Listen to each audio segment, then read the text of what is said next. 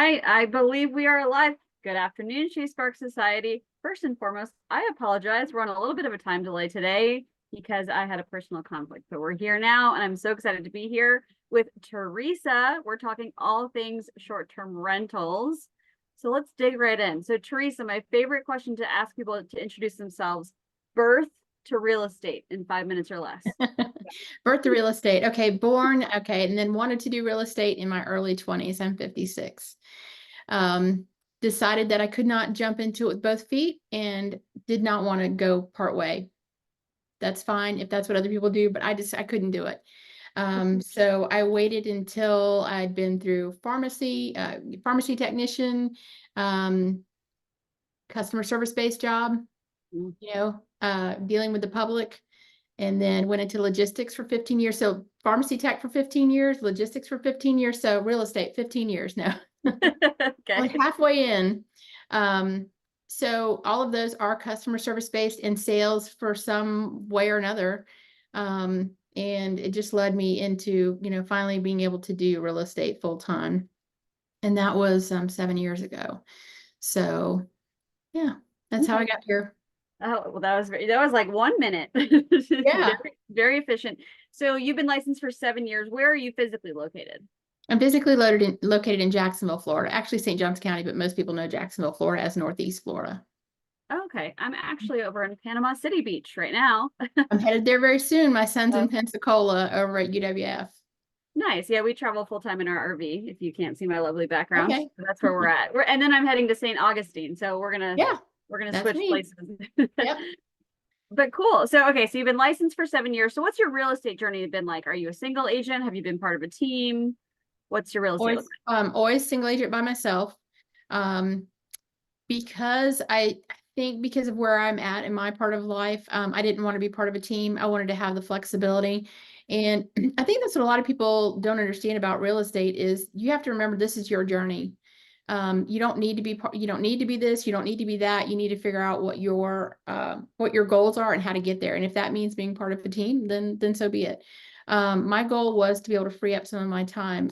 Previous to this, I was working in logistics and working 56 hours a week, coming home, opening up the laptop, starting dinner, checking the laptop again for problems and whatnot, waking up in the morning, cracking it open again before I even got into work. So, it was too much. And my son just graduated from high school, let's see, 2 years ago, and got his 2-year degree in in December. And then now he's in Pensacola doing the rest of his 4 years. And then my daughter's out in Washington State and helped her with a couple of transactions over the years. And, it was just time to be able to do something that gave me a little bit more leeway to be able to travel to Washington to see my daughter or travel to our vacation rental and take it with me, be able to do at least part of the job while I was on the road. Yeah. So And I I'm feel not like that. sometimes, I feel like sometimes we trade for the same hours or a little bit more, but to me, in my opinion, it being flexible and kind of making your own hours, I think makes a huge difference. So sorry, what were you going to say? No, I was just going to say I think I derailed myself anyways, because I was thinking of something else too.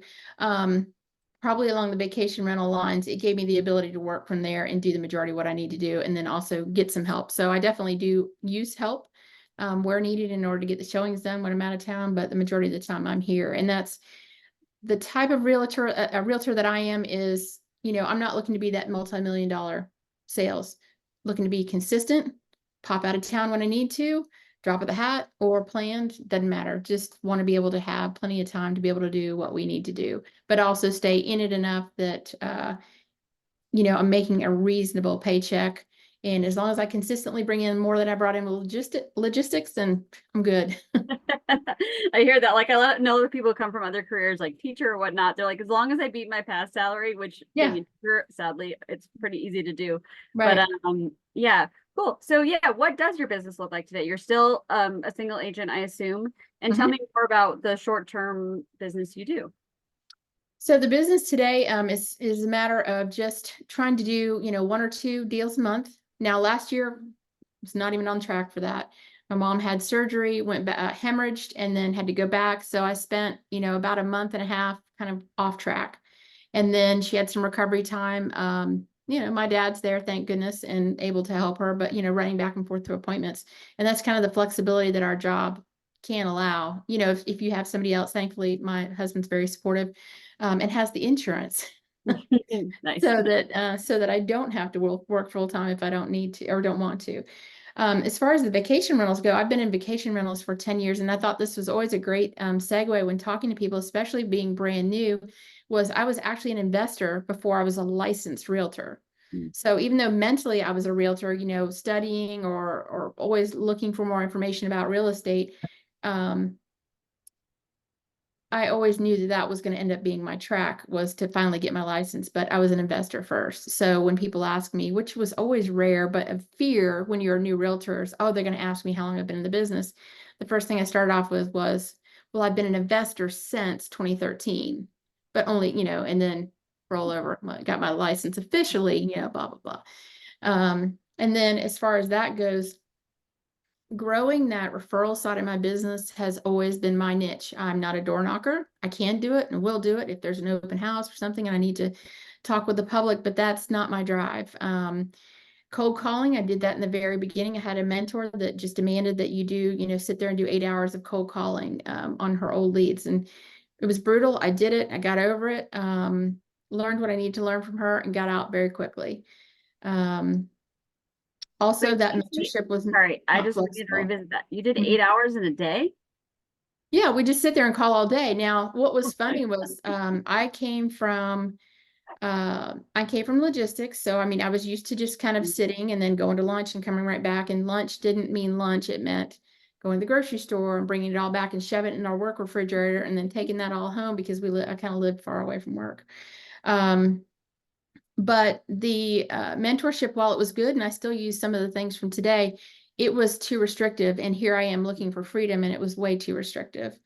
So then I went out on my own once, the contract that she and I agreed upon was completed, went out on my own and then completely switched to another company. Both of them were 100% brokerages, so similar style, but I knew that was better for me just to go ahead and go on my own and be able to manage myself. And then as far as the vacation rental side of it, we got a vacation rental in November of 2013. So we're on our 10th season this January. And right before COVID, like January before COVID, I knew that watching many property managers, watching many owners, that they were only getting bookings from OTAs, VRBO, Airbnb, Booking.com, and all of that. And those numbers were increasing in like 16%. Like if you do the math on both sides, what the customer pays and what we pay, you're losing about 16% that either you could be getting part of it or half of it and saving your customers some money and also getting some money for yourself. And that's the vacation rental mindset is, where can I get some more money? From the realtor mindset, January of 2020, I was looking at where can I get more referrals from? I was already working referrals from, talking with vacation rental owners, finding out that they were either dissatisfied with the amount of bookings that they were getting or they were just tired of doing it. Been doing it for 10 or 20 years and just sick of it. Of course, COVID came along and they're like, no, I love doing it now because we're booked every day. And then now, after that was over or kind of over, they decided, that yes, that they're ready to sell. So I was able to refer those to a local realtor that I'd already vetted, that they knew how to work with vacation rentals. They knew, the lingo, they knew the pain points that they were dealing with. And we were able to get quite a few houses sold. So the tactic I was using was to start up a Facebook group. Again, both jobs. I was thinking of both jobs, the vacation rental owner and the realtor. So as a vacation rental owner, I started a direct booking Facebook group for just the Blue Ridge Mountains with the thought that, the Blue Ridge Mountains runs many states.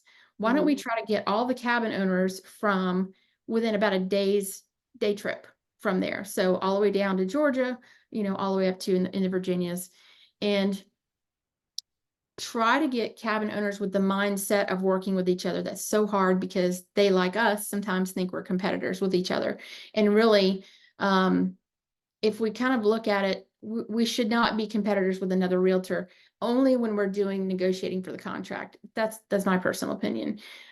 We should be only competing with ourselves to make ourselves a little bit better every day. And just know that my sphere is not your sphere. We may have some overlaps, but I just keep going on my path and don't worry about anybody else.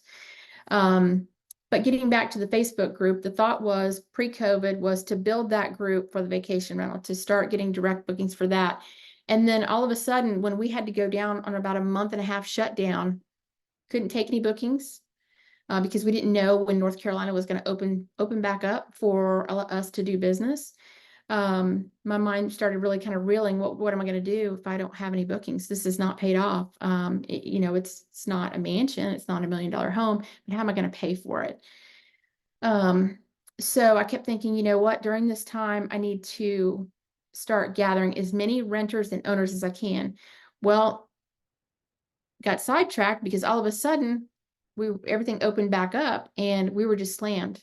So then nobody was really worried about joining as far as owners because they were booked. As soon as that started to slow down, people were like, oh my gosh, where am I getting my bookings from? And that's the kind of thing I'm trying to teach people today, not only in my brokerage, but friends and something like this is,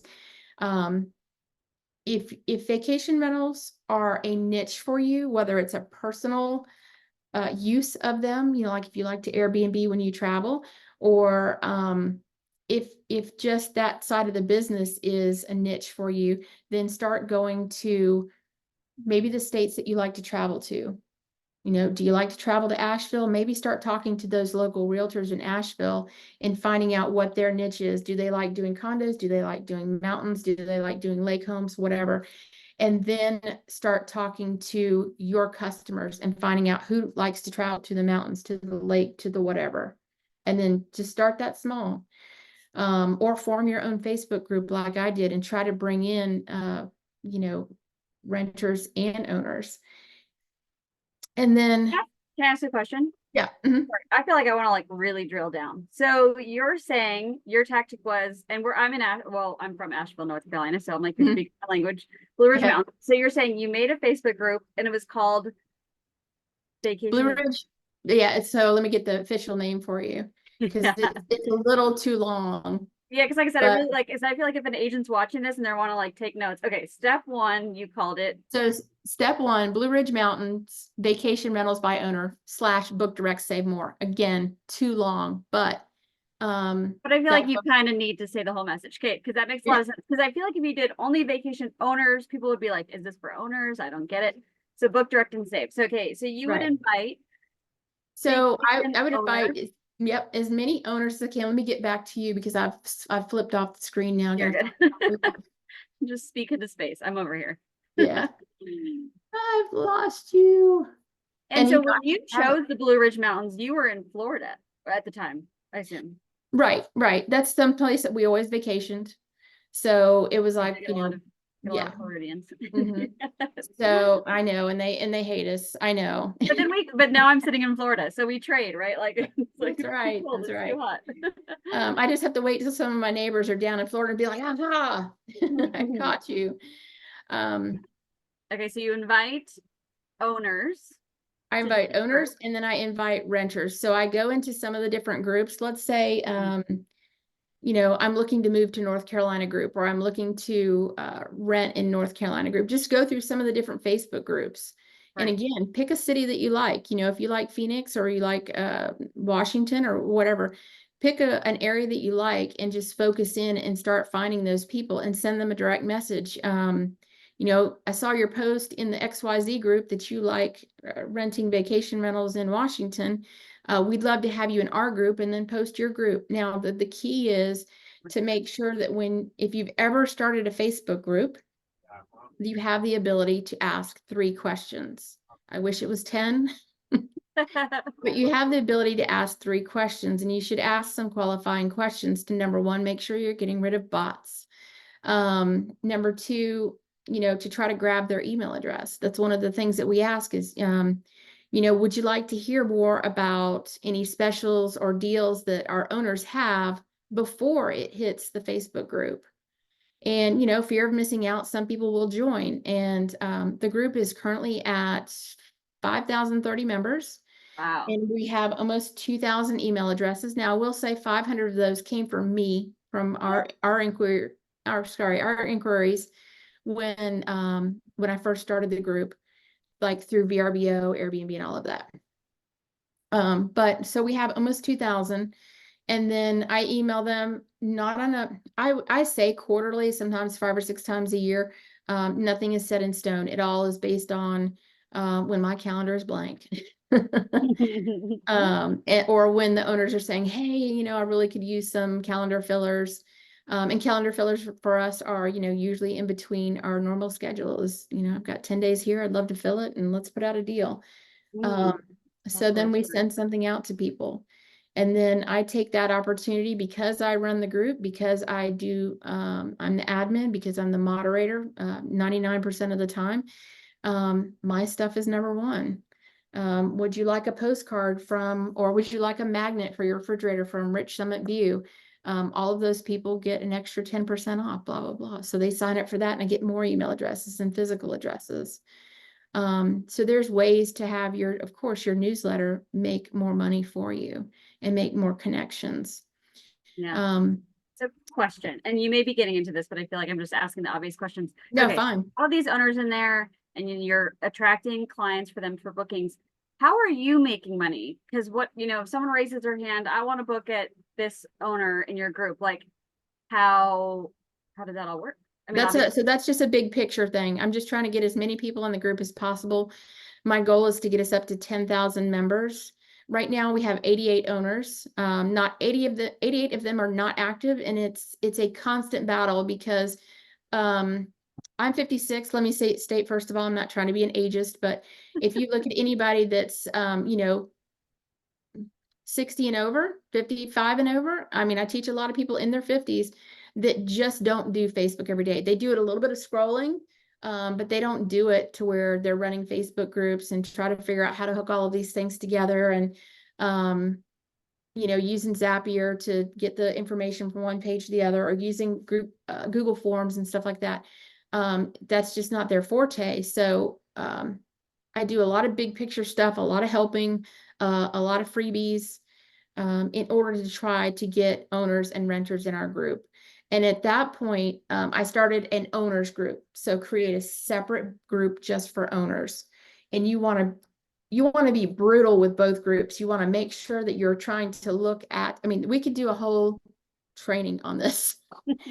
On how to look at each profile and try to determine are they legit or not, because sometimes when they lock the profile down so far, you can't really tell. And that's why you really need those 3 qualifying questions when they join. And if they don't answer the questions, you got to just decline them or message them and say, hey, we would really love to have you, but you didn't answer the questions. And again, if they don't answer it, you got to really just decline them. It's hard to do, especially when you're trying to grow the group as quickly as possible, but it just takes time. So, and then in the owners group, the same thing. I don't let anybody come organically into the owners group. I have a few, people that have tried to join, but if I haven't sent a link out to them, then I don't even message them. I don't even discuss it. Unless somebody tells me, hey, by the way, I'm in the owners group. I'm going to let Bob over here, I'm going to share my link or something like that. They have to have already talked to me about it. And then in the owners group, I try to do polls. I try to do teachings. I try to ask other people to come in and teach, and that's, it's like pulling teeth, but but we are trying to grow and do a little bit more of that because I find that a lot of them don't understand just simple Facebook engagement. Again, could be a whole nother class. Right. So yeah, okay. So now you've got your 3 groups, or no, because the main group is for the buyer inquiries, and then you segment the owners so you can talk to them individually. So again, yeah, I guess the obvious question is like, where does this play into your business plan? Like, do you get buyer listing referrals, or do you get some sort of commission off of these? Right. That's what I'm working is I'm trying to work both sides, buyers and owners, to try to find out, are you an owner that's struggling, and are you struggling with ownership, or are you struggling with getting bookings?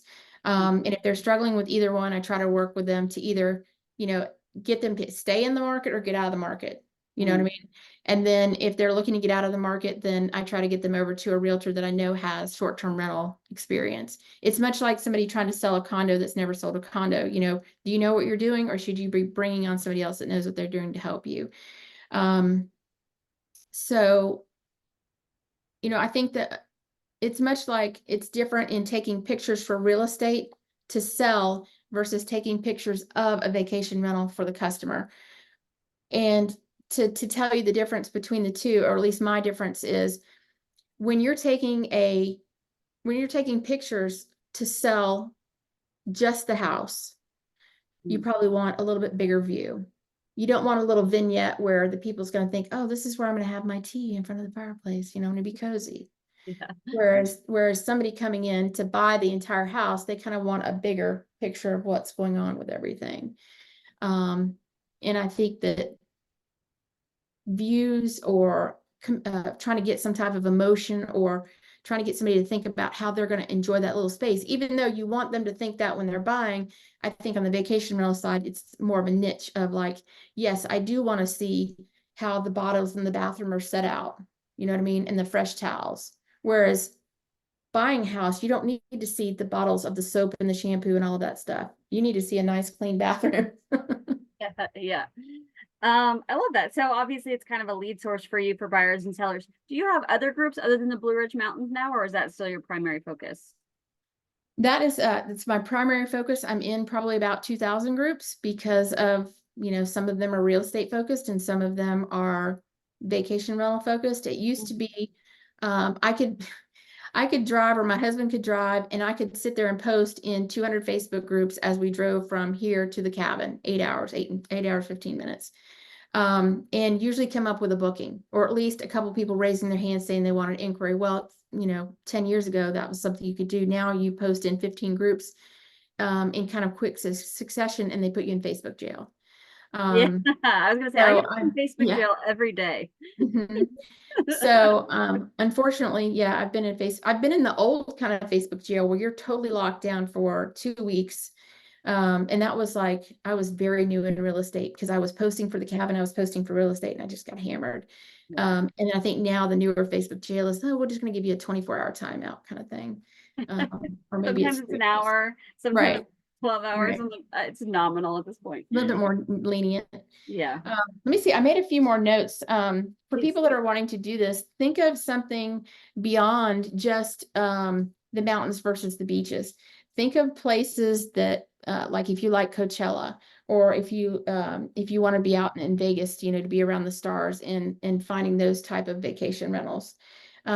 Places where there's a lot of events, like not necessarily just the Grand Canyon, but just wherever there's big events that you can start a little niche. And the niche, I think, is the key to your Facebook group, because there's tons of Facebook groups out there trying to get vacation rental owners, both renters and owners.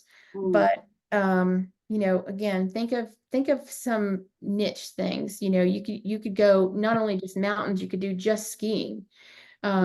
You could do just hiking. You could really niche down. Just find something that you really enjoy so that you stick with it. Obviously, I've been doing this since 2020 with this group. So we're 4 years in.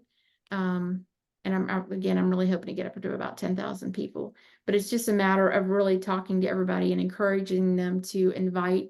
And one of the easiest things to get them to do is remind them, hey, when you invite your group, don't invite your whole list, because you will be in Facebook jail. Unfortunately, one of my friends did that. But go in there and just invite 5 today. And when you do it, think of it as you're helping me as a business person. Okay. And then all we're going to do is it's going to have a little notifications. Not everybody knows what these notifications look like. It's just simple. It just says, hey, Teresa Robertson has invited you to this group. You want to join it? Great. Click it. If you don't click it. So it's not like you're cold calling somebody saying, hey, I want you to join this group. Thanks a lot. Let me look at some of my other notes too, because I really went on a rant last night, thinking of all the things that I wanted to tell you. Yeah, please. But I love it because I do feel like we do have quite a few agents in our group that specialize in, rentals or short-term rentals. So it's such an interesting perspective. And I guess my initial thought would have been like, oh, are people really interested? But of course, everyone wants to avoid the fees and, be smarter about owning their business, and also clients, right? I mean, short-term renters want a good deal, and they want, especially like, I feel like who doesn't love to feel like they found a little hidden gem, Right. So it's such an interesting concept. Yeah. I think the thing to do is, if you don't own a vacation rental, it's really, try to gather up even somebody locally, wherever you're at, sit down with them, have them show you a couple of their bookings, go over the numbers, understand their pain points, where these costs are, so that when you're talking with a vacation rental owner, on the fly, maybe you're in the grocery store and you're talking to them, you can say, oh, you know what, I have a friend that does that. And, they showed me all of these costs, and, how are you doing with that? And are you getting, are you able to get bookings direct, or try to sit down with vacation rentals. And I think that's really the key is, get as many pain points from them as possible. And then when you're talking to an owner, you can say, how does that make you feel, or how does that work for you? Does that make you want to get out of the business? And if so, I can help you sell it. Yeah, so basically, I mean, you're, like you said, you're in Jacksonville. Are you licensed in North Carolina? No. Oh, okay. So if it comes to the point where they want to buy or sell, you're really just getting a referral out of it. Have you thought about doing it in your market? Obviously, Florida has a lot of rental properties as well. Have you ever thought of doing it? Yeah, I have, but I am not as knowledgeable on my market. So that is a path that I'm taking. I've got a couple of friends. As a matter of fact, one of them lives in North Carolina and then has 3 vacation rentals down here in St. Augustine. One of them, she's currently finishing right now so I'm hoping to see her in the next month or two when she comes down. But so that's again education on my part, because in Florida, we have so many areas, which I'm sure you do in North Carolina as well, where this street you can only rent for 30 days. This one you can rent for 2 weeks. This one you can rent for however much as you want. And they're literally within blocks of each other. And that's in St. Augustine. Little area of St. Augustine called Lincolnville. You can only rent for so many days. So, and then Neptune Beach, which is like northern part of Florida, Neptune Beach, 30-day rentals. So it's just a matter of education. I know my area, and that's kind of why I stick with it. And that's why I think really educating ourselves on that. Let me look over the notes and see if we have anything else. I did come up with a couple of other ideas. If you do something like this and you do have an owners group, it's much like sharing your repairman with your real estate customers. Have those local vendors, art suppliers, who can fix your stucco, who can fix your logs, whatever, again, pain points for your people, have a list of housekeepers. This is a big problem in the mountains, is getting housekeepers. They're having trouble. Not only is it too expensive for somebody that lives on a housekeeper salary to be in a tourist area, there's so many more vacation rentals now that they're spread thin for what they do have. So definitely, keep that vendors list just like you would for your personal real estate. Keep it for your short-term rentals. Yeah, quick question. Have you ever thought about monetizing your vendors, like saying having a vendor pay for preferred vendor status, or like I just came to mind like a real estate photographer. I actually have a rental in Hot Springs, North Carolina, so I might want to join your group as an owner. I always need bookings. Yeah. But like approaching a real estate photographer and saying like, hey, would you come in the group and do a live on real estate photography benefits? I mean, and have them sponsor it to monetize, or are you, like you said, are you just in growth mode trying to grow the group? Yeah, I've thought about that. I just don't know that I know enough about what compensation would work. And if I do something, it's almost like that perfectionist thing. I have a really hard time. I'm trying to teach myself that, it's better to do than be perfect. So that's why the newsletter is very basic, very simple, because I keep telling myself I'd rather get this out there and try to get a booking than I would try to make it, perfect and flashy and, put in the chat GPT.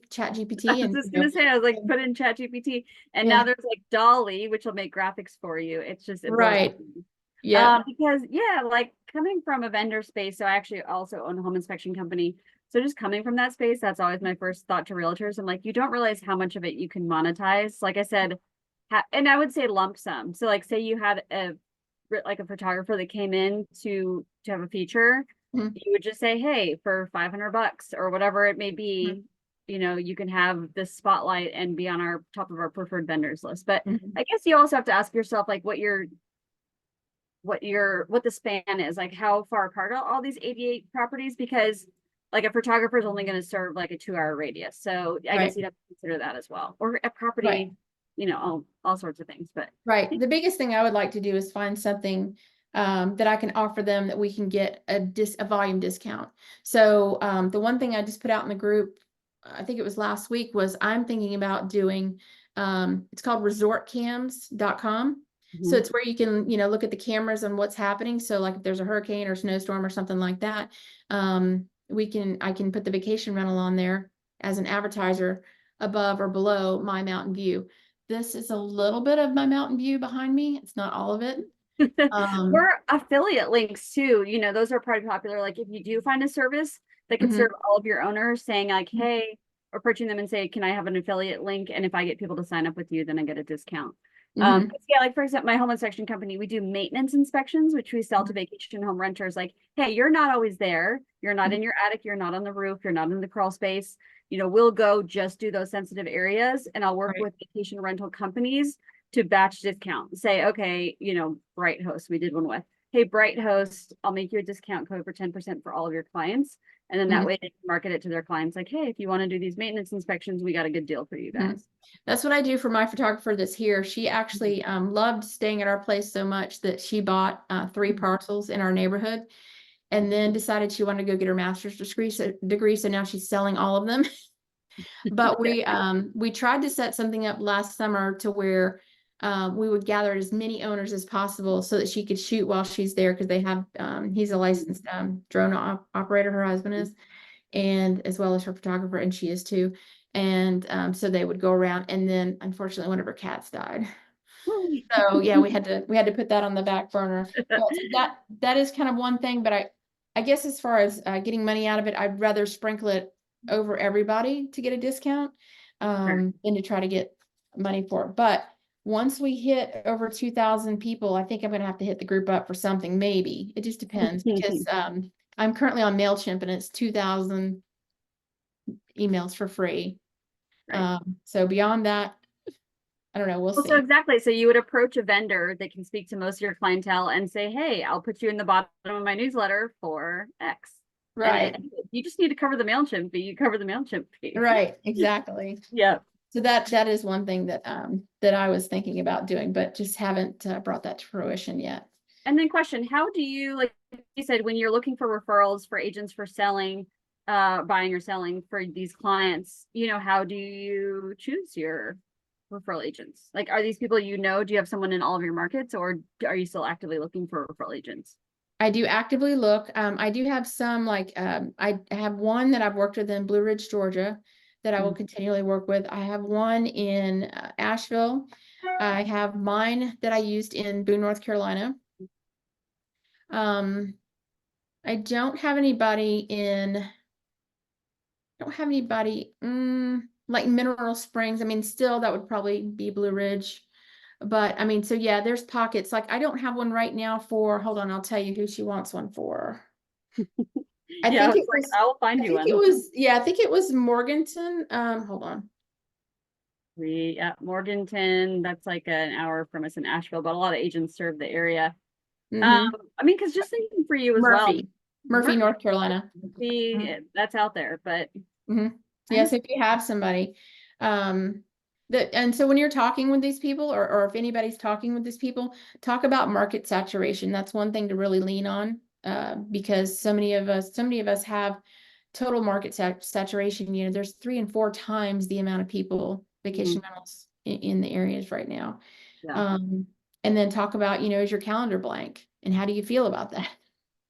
Sorry, I'm jumping all over the place, but I noticed these 2 topics I've really put an asterisk by to use as definite pain points. Yeah, and curious. Okay, so you are you're trying to earn these people direct bookings, are you also coaching them on how to like handle those direct bookings? Because I know a lot of people do like Airbnb for the insurance, you know, some of the protections they offer. Mhm. So how do you kind of advise them on So that? I am able to advise them somewhat, but I'm a little different. I do have a property manager. So if I get something, so I use Houfy.com. I don't know if you're familiar with it, but it's HOU FY. And that stands for House for You. And two guys created it several years ago because they were tired of paying all of those fees. Mhm. And then they said that it would always be free to list. And then they took on an investor and they've created, you know, much like VRBO did years ago, different levels that you can be on. You can be on the free one still, or you can be on the premium, or you can be on the light. Mm. And each, you know, each one gets you something a little bit different. And I can send you, I'd love to be able to send you an affiliate link for that because we are getting some points. So I'll make sure to send the affiliate link for that one. Yeah. I was gonna say when this video posts in the group on the newsfeed, feel free to put all these things in the comments because that's where we Okay. usually really too. So let me do that right now. Yes, please. And I know we're kind of getting towards the end of our time. Curious, just between you and I and the rest of the Facebook group, what referral fee do you usually give out? I usually do 20 to 25. You Yep. gotta go up. Really?